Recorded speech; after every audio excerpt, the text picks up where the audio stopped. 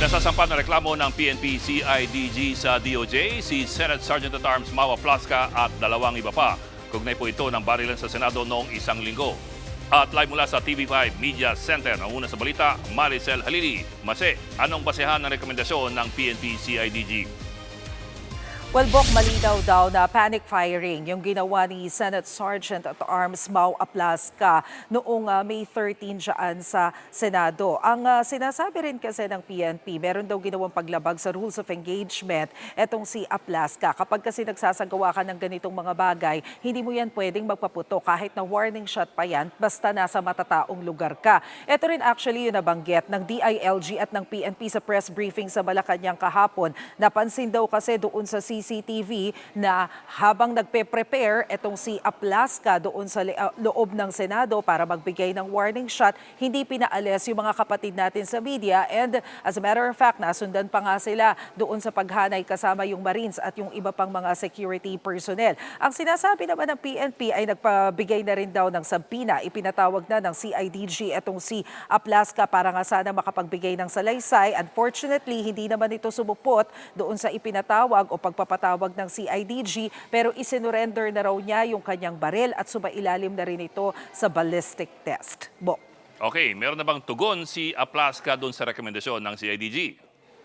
Well, hindi naman siya nagulat doon sa naging rekomendasyon ng CIDG. Sabi nga niya, expected na raw itong mga pangyayaring kagaya nga nito. Pero ang sinasabi rin kasi ni Aplasca, malinaw na under attack yung ginawa nila doon sa Senado o pag-atake yung ginawa nga nila dyan sa Senado. Pero yung mga CCTV footage daw na inilabas kahapon ng DILG sa Malacanang, malinaw daw na spliced yan. Kanina, nakausap natin over the phone si Interior Secretary John Vic Remulla at itinanggi naman ni Secretary Remulla na spliced o pineke o dinuktor yung CCTV na ipinakita nila sa media because yan nga daw CCTV footage na yan galing mismo doon sa Senado. So pakinggan natin yung naging pahayag ni na Sergeant-at-Arms Aplasca at ni Secretary Remulla.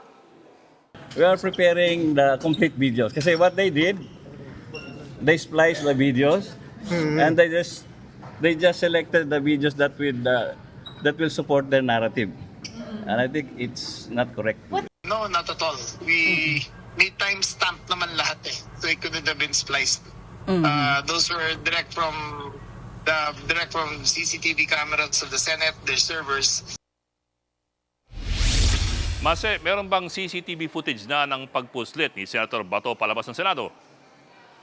Yes, Bok, kanina ibinigay sa atin ni Palace Press Officer Undersecretary Claire Castro yung kopya ng CCTV na yan na nakuha ng DILG. So nakausap natin si Secretary Remulla over the phone, ipinaliwanag niya kung ano ang nangyayari sa CCTV footage na ito na nakunan 2:30 ng madaling araw noong May 14 nung nakaraang linggo. Ang paliwanag ni Secretary Remulla sa atin dyan, yung nakaputi na nakikita natin, yan daw si Senador Robin Hood Padilla.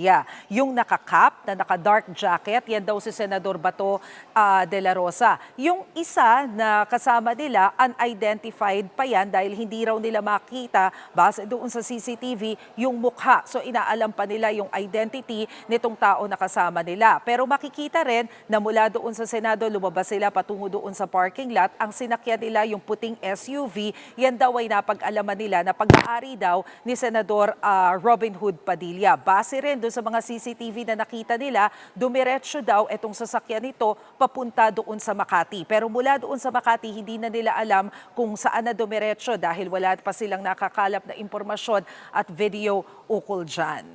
Yan muna ang latest. Balik sa iyo, Bok. Ulat ni Maricel Halili live mula sa TV5 Media Center.